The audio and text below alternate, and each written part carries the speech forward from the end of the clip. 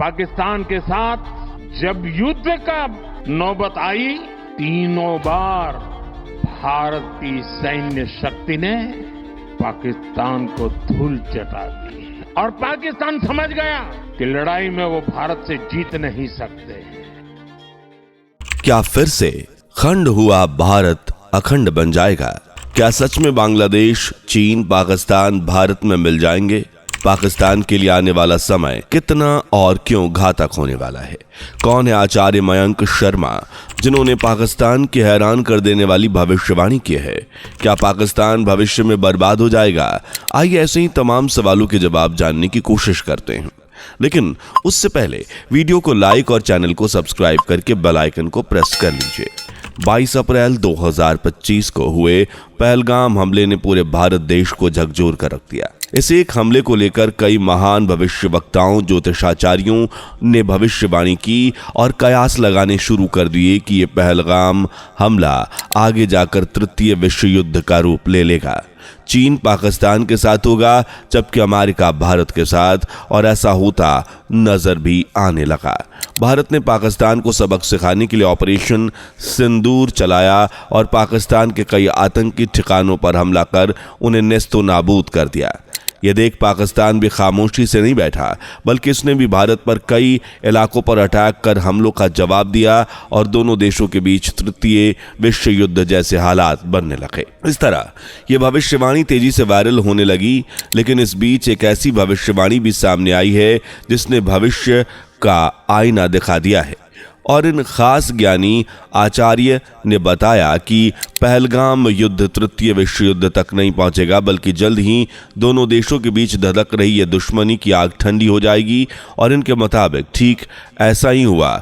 इस सटीक भविष्यवाणी को दुनिया के सामने और लोगों को सच से रूबरू कराने आए थे आचार्य मयंक शर्मा, जिन्होंने इस सटीक भविष्यवाणी को तुक्के पर नहीं बल्कि ग्रह नक्षत्रों के आधार पर किया था।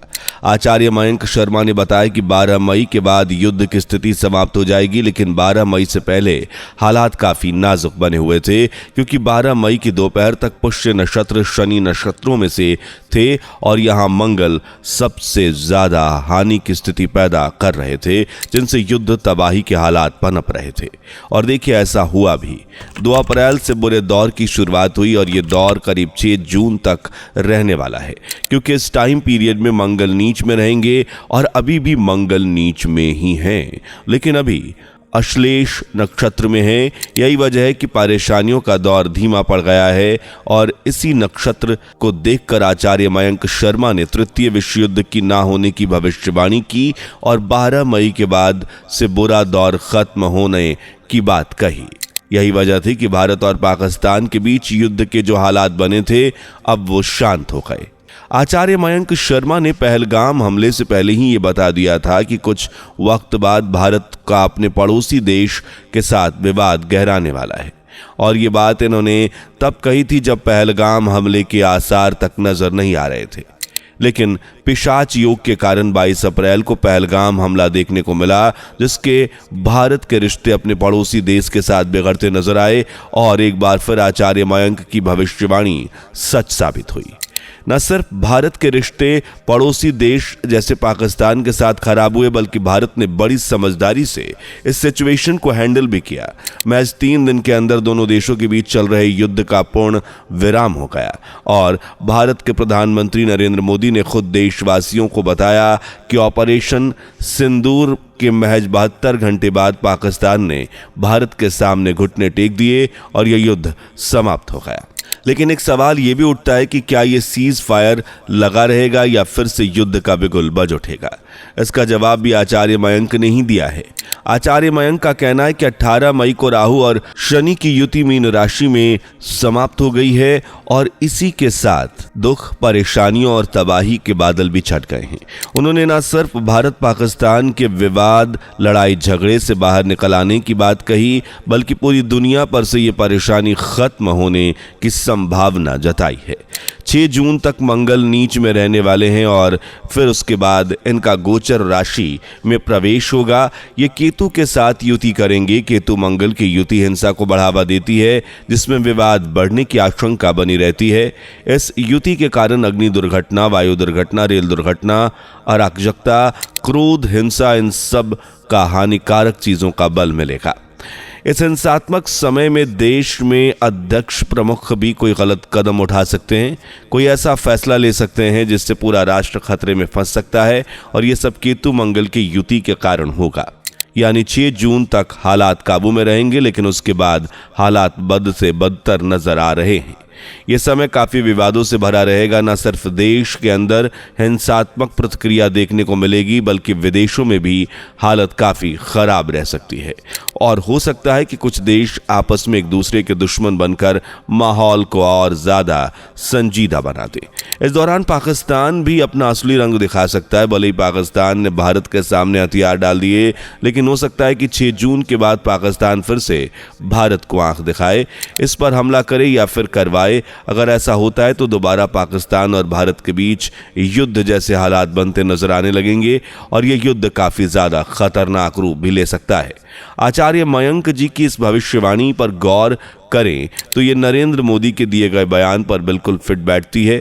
पहलगाम हमले के बाद नरेंद्र मोदी ने साफ शब्दों में सबके सामने पाकिस्तान को चेतावनी देते हुए कहा कि अगर अब पाकिस्तान ने कोई हरकत दिखाई, भारत को चोट पहुंचाने की कोशिश की, तो भारत पाकिस्तान को नहीं बख्शेगा। पाकिस्तान की तरफ से की गई कोई भी आतंकी कार्रवाई को युद्ध का संकेत समझा जाएगा, और भारत अपने दुश्मनों का युद्ध में क्या हाल करता है यह हमें बताने की जरूरत नहीं।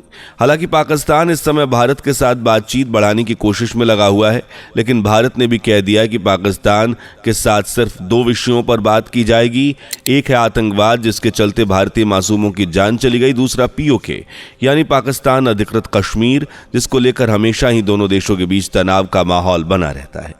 इन हालातों को देख के ये कयास लगाए जा रहे हैं कि जल्द ही भारत और पाकिस्तान के बीच युद्ध का बिगुल बज उठेगा। लेकिन आचार्य मयंक शर्मा की माने तो मंगल केतु की युति राहु की पूर्ण दृष्टि है। मंगल में तो विस्फोटक युति रहती है।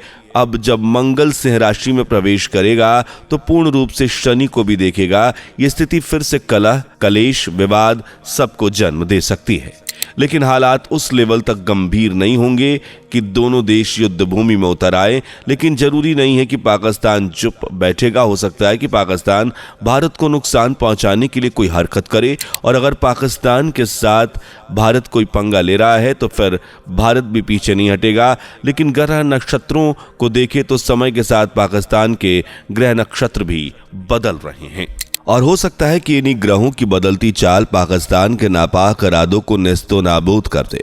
पाकिस्तान समझदारी से काम ले, भारत के खिलाफ कोई षड्यंत्र न रचे।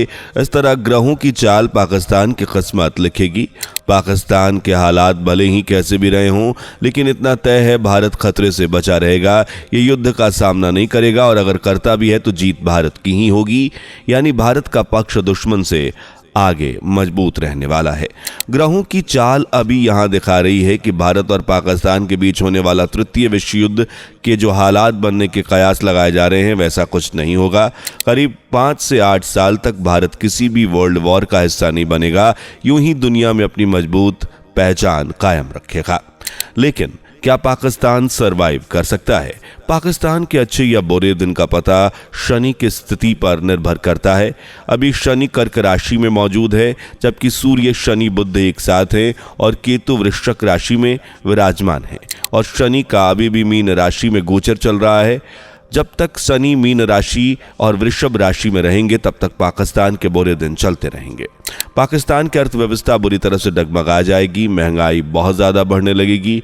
लोगों के बीच अराजकता, अशांति का माहौल होगा। खुद पाकिस्तान की जनता अपनी सरकार से खफा होगी, क्योंकि जनता को लगेगा कि सरकार ही देश को बर्बादी के रास्ते पर ला रही है।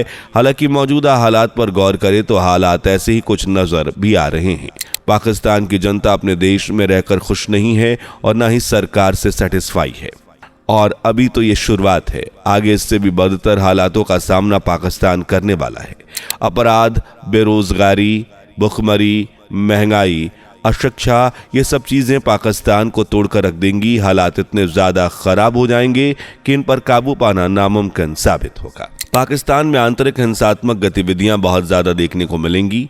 देश के अंदर ही लोग एक दूसरे को मारना शुरू कर देंगे और इस तरह कंगाल पाकिस्तान और ज्यादा फुटपाथ पर आ जाएगा और फिर इसे संभलने तक का मौका नहीं मिलेगा। वैसे आपको क्या लगता है, क्या पाकिस्तान का सच में बुरा दौर आने वाला है? क्या वाकई पाकिस्तान भारत पर हमला कर सकता है? अपनी राय हमें कमेंट सेक्शन में लिखकर जरूर बताएं। अगर वीडियो अच्छी लगी हो तो इसे लाइक और अपने दोस्तों के साथ शेयर जरूर करें। साथ ही अगर हमारे चैनल पर नए हैं, इससे पहली बार जुड़े हैं, तो इसे सब्सक्राइब करना ना भूलें। ऐसी ही नॉलेजेबल वीडियोस पाने के लिए बेल आइकन को प्रेस भी कर लें। मिलते हैं अगली वीडियो में, तब तक के लिए bye bye and take care. दोस्तों, आपकी स्क्रीन पर 2 और वीडियोस दिख रही हैं, जिसे देखने के लिए स्क्रीन पर क्लिक करें। दोनों देखिएगा, बहुत अच्छी वीडियो बनी है।